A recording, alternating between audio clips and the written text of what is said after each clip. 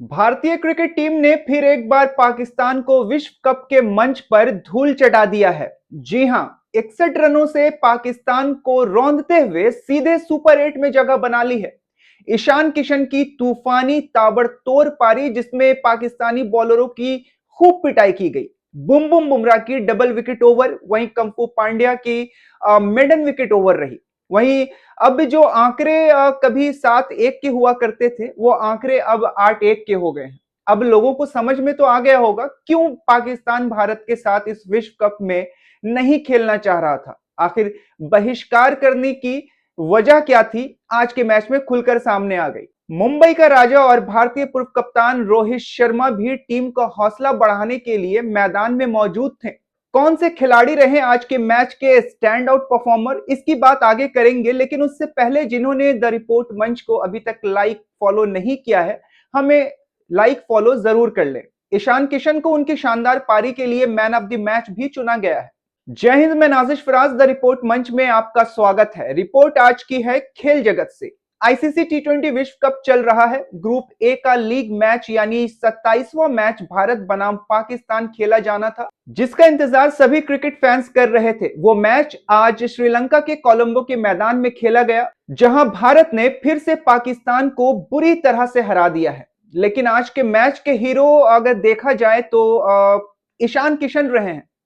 जिस तरह की पारी खेली है ईशान ने आज, लाजवाब, जबरदस्त। क्योंकि अपेक्षा लोगों की अभिषेक शर्मा से थी, उनसे ही सब लॉ लगा रखे थे कि अभिषेक शर्मा पावर हिटर है, वो आएगा तो धुआंधार बल्लेबाजी करेगा।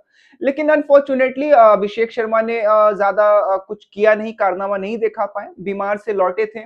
और कहीं ना कहीं उसका भी असर रहता है वापसी करने में, एक हाई प्रेशर बड़ा मैच जब हो। But Ishan Kishan out of the syllabus बाहर आए, और ईशान किशन ने जो पिटाई की है, क्या पिटाई की है, जबरदस्त। सिर्फ 40 गेंदों पर 77 रनों की शानदार पारी खेली, जिसमें ईशान ने 10 चौके और 3 गगनचुंबी छक्के लगाए हैं। वो ईशान किशन जो कहीं गुम हो गए थे पिछले कुछ वर्षों में, गुम से हो गए थे, लेकिन जब वापस आए तो अपने बल्ले से नए इतिहास को लिख दिया है। रन्स तो खैर कप्तान सूर्य कुमार यादव ने भी बनाया है, लेकिन वो आतिशी पारी उनसे आज नहीं देखी गई। उनकी जो पारी थी, कप्तानी पारी थी, सूझबूझ वाली पारी थी, क्योंकि सूर्या का वहां रहना बहुत जरूरी था। अभिषेक का जल्दी विकेट गिर गया, और तिलक वर्मा भी, जिस तरह से टी20 फॉर्मेट खेला जाता है उसके अनुसार तिलक वर्मा उस वक्त प्रेशर में दिख रहे थे। रन गति बढ़ाने भी था, विकेटें भी बचानी थी, तो ज्यादा कुछ कर नहीं पाए। सूर्या ने 32 रन बनाया, और अगर गेंदबाजी की बात करें तो एज ऑलवेज बुम बुम बुमराह लाजवाब गेंदबाजी करी। एक ओवर में 2 महत्वपूर्ण और बड़ी विकेटें हासिल करी, जिसका और बुम बुम बुमराह का बखूबी साथ दिया हार्दिक पांड्या ने। पांड्या ने भले ही रन ना बनाया हो, लेकिन शुरुआत ऐसी दिलाई जिसने सभी भारतीय फैंस का मन खुश कर दिया। पहला ओवर मेडन डाला, प्लस साहिबजादा फरहान का विकेट भी अपने नाम करा। टीम को जिस शुरुआत की उम्मीद थी उस पर पूरी तरह पांड्या खड़े उतरे। विकेटें लेने की शुरुआत पांड्या से हुई, और खात्मा भी हार्दिक पांड्या के ही जरिया हुआ।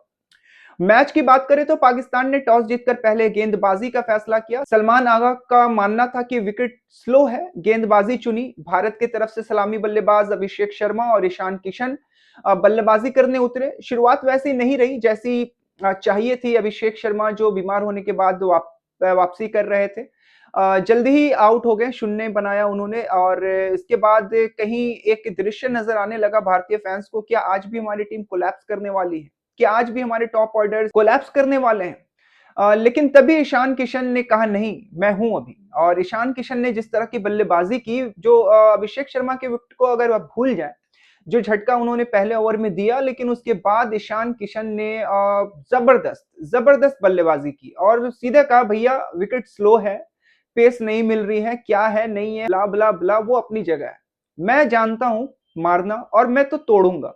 और खूब तोड़ा। पाकिस्तान के so called premium fast bowler का स्वागत स्वैग से किया, छक्के के साथ किया, फिर साथ ही साथ चौका भी लगाया। इस तरह शानदार 40 गेंदों पे 77 रनों की तूफानी पारी खेली, जिसमें 10 चौके और 3 छक्के जड़े। अभिषेक के बाद पिच पर ईशान का साथ देने आए थे तिलक वर्मा, उन्होंने भी अच्छी बल्लेबाजी करी, सूझबूझ दिखाई। हालांकि जिस तरह की तेज गति की रन की जरूरत थी वैसी पारी उन्होंने नहीं खेली, लेकिन साझेदारी तो की, स्कोर बोर्ड को चलाते रहे।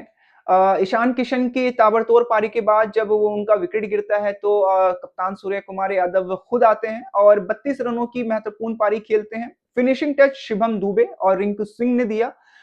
शुभम दुबे ने 17 गेंदों पर 27 रन बनाए और रिंकू सिंह ने 4 गेंदों पे 11 रन बनाए, जिसके बदौलत भारत ने 20 ओवर के बाद 7 विकेट खोकर 175 रन बनाया और पाकिस्तान के सामने 176 रनों का लक्ष्य रखा।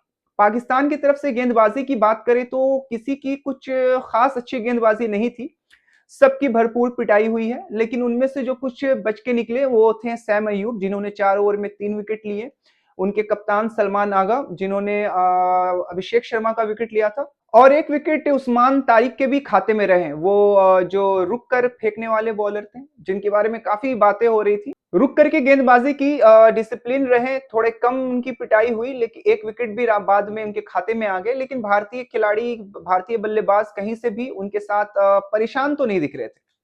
जवाब में 176 रनों का लक्ष्य का पीछा करने जब पाकिस्तान की टीम उतरी, यानी उनके सलामी बल्लेबाज सैम अयूब और साहिबजादा फरहान जब उतरे, ये वही साहिबजादा फरहान है जो छक्के मारने के बाद डॉक्यूमेंट्री बना लेते हैं। उन्हें शून्य पे पांड्या ने घर भेजा, उनकी गेंद पर वो कैच आउट हुए। उसके बाद बुम बुम बुमराह का जलवा दिखा, सैम अयूब को पवेलियन का रास्ता दिखाया, फिर पाकिस्तान के कप्तान सलमान अली आगा को भी उन्होंने कहा टाटा बाय बाय। उसके बाद क्या था, उसके बाद ताश के पत्तों की तरह टीम में बिखरती गई, विकेटों का पतंग होना शुरू हुआ। बाबर आजम को बापू यानी अक्षर पटेल ने क्लीन बोल्ड करके पवेलियन का रास्ता दिखाया, बोला भैया आप यहाँ क्या कर रहे हैं, यहाँ आपकी जगह नहीं है, आप कहीं और जाओ, और बोल्ड करके उन्हें घर भेजाया।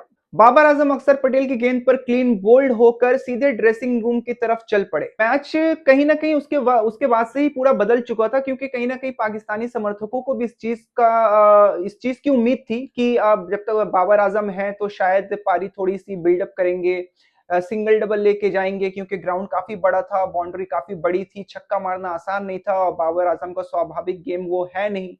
तो बाबर आजम जब तक थे, कहीं ना कहीं पाकिस्तानी समर्थकों पे ये उम्मीद थी, लेकिन उसके बाद बाबर के आउट होते ही सब कुछ जैसा बिखर सा गया और भारत ने पाकिस्तान के ऊपर शिकंजा तो कस लिया था, मैच के ऊपर पूरा शिकंजा कस लिया था। उसके बाद तो फिर मजाक सा होने लगा, कभी सूर्य कुमार यादव तिलक वर्मा से बॉलिंग करवाते हैं, कभी रिंकू सिंह से बॉलिंग करवाते हैं।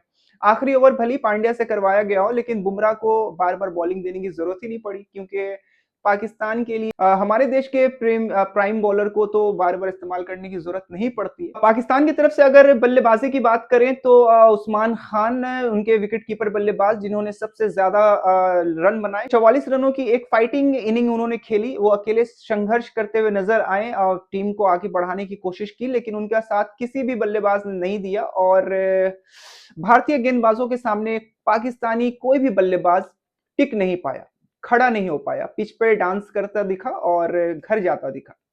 भारत की तरफ से सबसे अच्छी गेंदबाजी की शुरुआत हार्दिक पांड्या ने की, जिन्होंने पहला ओवर मिडन डालते हुए एक विकेट भी लिया साहिबजादा फरहान का। उसके बाद बुमराह की एक ओवर में 2 विकेटें, पहले सैम अयूब, उसके बाद सलमान अली आगा, फिर अक्षर पटेल, मिस्ट्री बॉलर वरुण चक्रवर्ती, कुलदीप यादव, सबने 2-2 विकेट हासिल किए। तिलक ने भी एक विकेट इन बहती गंगा में हाथ धोते हुए चटका लिया। इस तरह पाकिस्तान क्रिकेट टीम में 18 ओवर के बाद सिर्फ 114 रन ही बना पाई और ऑल आउट हो गई और भारत ने 61 रनों की शानदार जीत हासिल की। ये था मैच का लेखा जोखा। अब विश्व कप में आगे और भी मैचेस हैं जो भारत के लिए काफी अहम होंगे। क्या भारत विश्व कप के विजेता फिर से बनेगा? क्या है आपकी राय? हमें कमेंट करके जरूर बताएं।